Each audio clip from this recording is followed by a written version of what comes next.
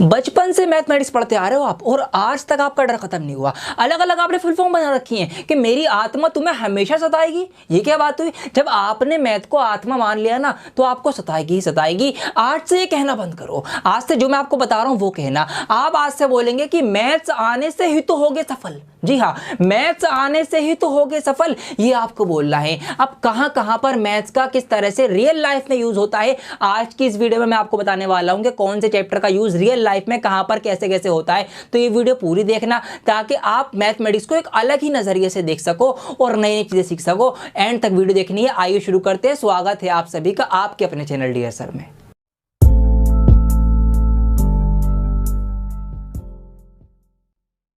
Last year में आगरा गया था ताजमहल देखने। आप भी कभी जाना, आपका मौका लगे तो। 7 अजूबों में से एक अजूबा इसको माना जाता है।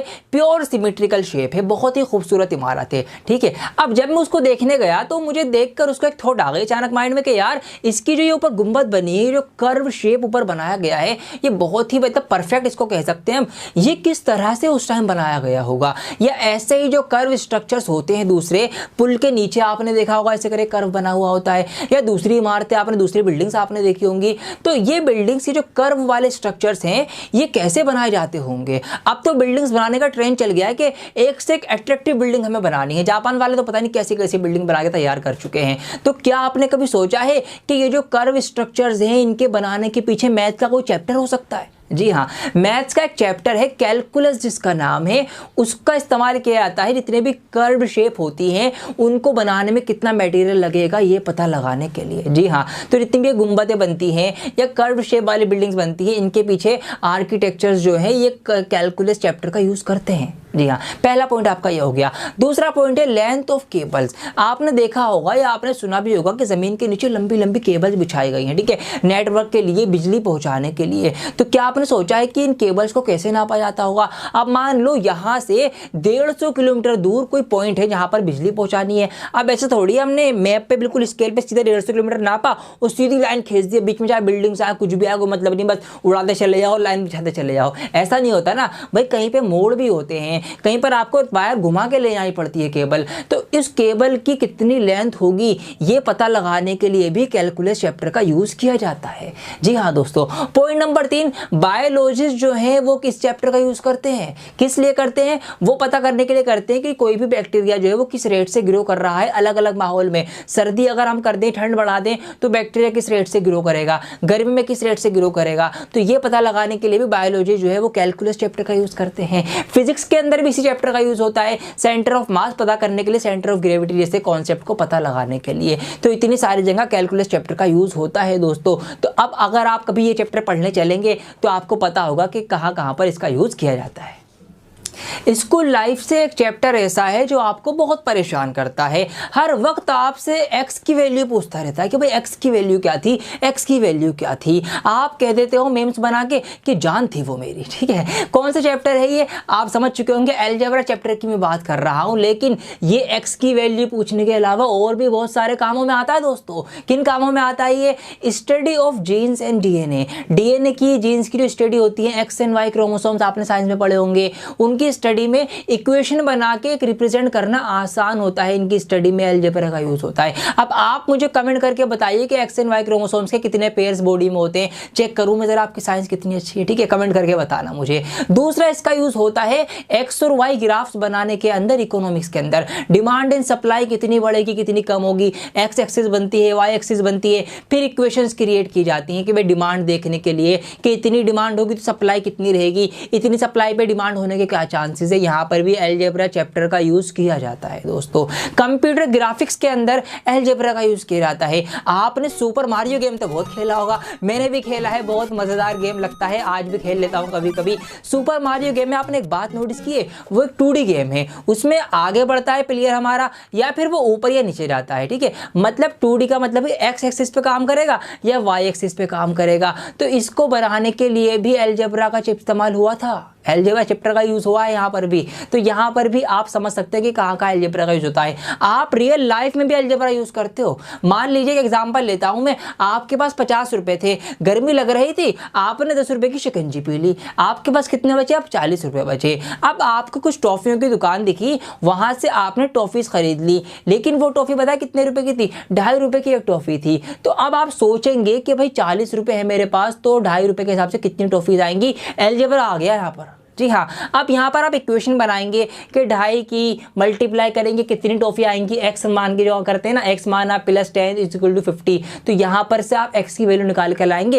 यही तो अलजेब्रा है। आप तो रियल लाइफ में इसको लगाते हैं, आपको पता ही नहीं कि आप मैथ यूज कर रहे हैं। जी हाँ दोस्तों, मैथ बहुत आसान है, आप यूज करते हैं। अरे हाँ, इक्वेशन से एक बात याद आ गई मुझे। जी हाँ दोस्तों, इक्वेशन बना के सॉल्व करते हैं, आंसर आता है। अगर आप ऐसे कभी एग्जाम में बैठे हुए हैं, पढ़ाई कर रहे हैं, स्कूल की तैयारी कर रहे होंगे, कुछ क्वेश्चन कर रहे हैं, इक्वेशन बना रहे हैं, नहीं पा रहे, सॉल्व नहीं हो पा रहे, अटक जाएंगे, क्या करेंगे?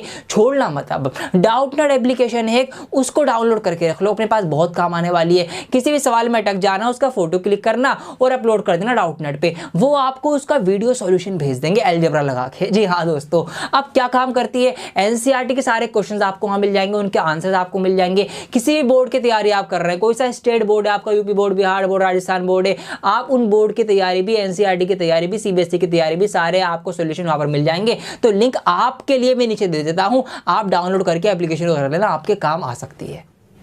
अब जिस चैप्टर की मैं आपसे बात करने जा रहा हूं, यह हमें फ्यूचर में ले जा रहा है, यह कहना बिल्कुल गलत नहीं होगा। आपने रोबोट्स का नाम सुना होगा, आपने रोबोटिक मशीन्स भी देखी होंगी वीडियोस में, जो बड़ी बड़ी इंडस्ट्रीज के अंदर प्रोडक्ट को बनाने में यूज की जाती हैं। वो बहुत ही एक्यूरेट काम करती है, बिल्कुल एक ही जगह पर वो हिल के अपना कंटिन्यूसली वो 24 घंटे वैसे ही काम करती रहती हैं। एक चेन्नई में इंडिया के अंदर रेस्टोरेंट भी है, जहाँ पर वेटर्स की जगह रोबोट लगा दिए गए हैं। रोबोट्स आपके लिए खाना सर्व करेंगे ले जाकर, ठीक है। तो ये प्राउड मोमेंट है कि हमारा इंडिया भी आगे बढ़ रहा है। क्या आप जानते हैं कि मैथ्स का कौन सा चैप्टर ये रोबोट्स बनाने में इस्तेमाल किया जाता है? जी हाँ, मैट्रिक्स नाम का एक चैप्टर है, 11th-12th में वैसे कि डिटेल में है, आपने बेसिक मैट्रिक्स भी पढ़ी होगी। मैट्रिक्स बेसिकली क्या है कि कॉलम और रोज के अंदर कुछ नंबर्स का एक अरेंजमेंट होता है, जिससे हम एक्यूरेटली समझ सकते हैं कि कौन सा नंबर किससे किस तरह से लिंक है।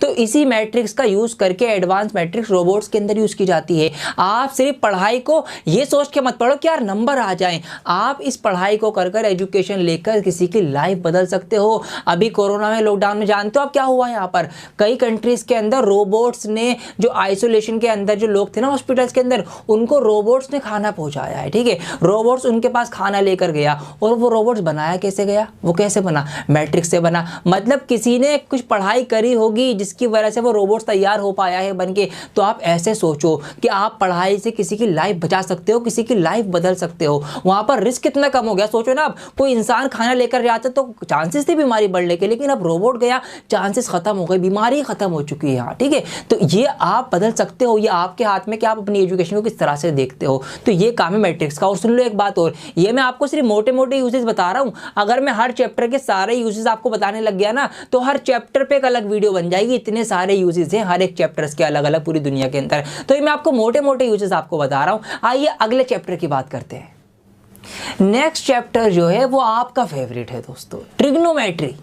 जी हाँ, बहुत घबराते हैं बच्चे ट्रिग्नोमेट्री से। और मुझसे भी बच्चों ने, जिनको मैं पढ़ाता हूँ, डायरेक्ट सवाल कि सर क्यों पढ़ रहे हैं सर हम ट्रिग्नोमेट्री, कहाँ यूज होना है? हमने तो कभी नहीं देखा किसी को भी साइन कोस का इस्तेमाल करते हो, किताबों में ही देखा है आजकल ये। तो सुन लो मेरे दोस्तों, ट्रिग्नोमेट्री का इस्तेमाल कहाँ होता है। पहले ये समझो कि ये जो साइन कोस टेन कोस होते हैं, ये क्या होते हैं? ये मेजरमेंट ऑफ एंगल्स होती है, एंगल्स को नापने का एक तरीका है। अब सुनो कहाँ पर इसका यूज होता है, मोटे मोटे यूज सुनो। सबसे बड़ा इसका जो यूज होता है एक जगह पर होता है, मैरीन रैम्स बनाने में। रैम्स का मतलब होता है रास्ता बनाने में। अब समुद्री जहाज जो होते हैं उन पर चढ़ने के लिए एक रास्ता बनता है, पुल बनता है। अब वो कितने डिग्री पर झुकाना है, कितना लंबा पुल बनाना है, मैनुअल भी होते हैं, ऑटोमेटिक भी होते हैं, जो जहाज से जुड़े हुए होते हैं। अब वो खुल के प्रॉपर जमीन पे आ जाए तो कितने एंगल तक उसको मोड़ना पड़ेगा, कितनी उसकी लंबाई रखनी पड़ेगी। तो यहाँ पर एक राइट ट्रायंगल परफॉर्म हो जाएगा, और जहाँ भी राइट ट्रायंगल परफॉर्म होगा वहाँ पर ट्रिग्नोमेट्री लगेगी। तो यहाँ पर ट्रिग्नोमेट्री का यूज होता है। अगर आपको ट्रिग्नोमेट्री डिटेल में सीखनी है,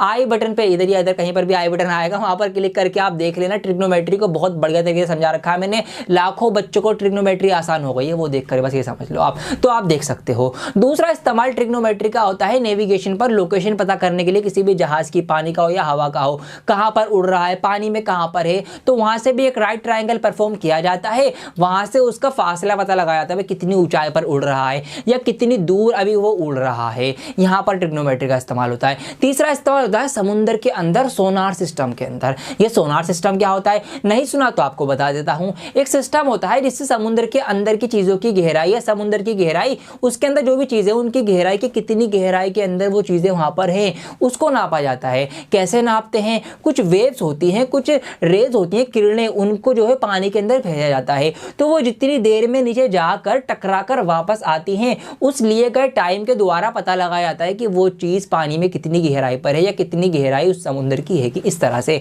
अब मान लो कोई सबमरीन है, कोई पनडुब्बी है, पानी में गहराई में अंदर चलती है, वो तो कितनी गहराई पर वो नीचे है, तो क्या होगा, जो पानी के ऊपर ना होगी वो रेज भेजेगी। जब वो रेज सबमरीन से टकराकर वापस आएंगी तो वहां पर भी एक राइट ट्रायंगल परफॉर्म हो जाएगा। फिर वहां से सबमरीन की गहराई पता लगा ली जाएगी कि पनडुब्बी जो है पानी में कितनी गहराई में नीचे हैगी। तो ये ट्रिग्नोमेट्री के कुछ यूजेस हैं। और फिर वही बात, बहुत सारे यूजेस हैं, मैं तो आपको मोटे मोटे यूजेस बता रहा हूं। इस तरीके से ट्रिग्नोमेट्री का यूज होता है। अब अगला चैप्टर जो है वो मेरा पर्सनल फेवरेट है दोस्तों, मेंसुरेशन। ठीक है, मेंसुरेशन का इस्तेमाल बहुत सारी जगहों पे होता है। आपके घर में भी हुआ है और होगा भी और होता है। अब सुन लो कहाँ होता है, वो मैं आपको बता देता हूँ। देखिए दोस्तों, हमें घर में मान लीजिए पेंट करना है या हमें फ्लोरिंग करनी है, टाइल्स बिछानी है, तो क्या होता है, यहाँ पे मेंसुरेशन आपका लगेगा। लेकिन हम लगाते नहीं, हम क्या करते हैं, मिस्त्री को बुला के लाए, उसको दीवार दिखाई, भाई ये दीवार हमें रंगवानी है। अब वो सालों से काम कर रहा है, उसको एक्सपीरियंस होता है, आइडिया होता है, तो वो बता देता है भाई इतना पेंट ले आओ मैं कर दूंगा, वो कर देता है। लेकिन अब मान लो आप एक इंटीरियर डिजाइनर हो,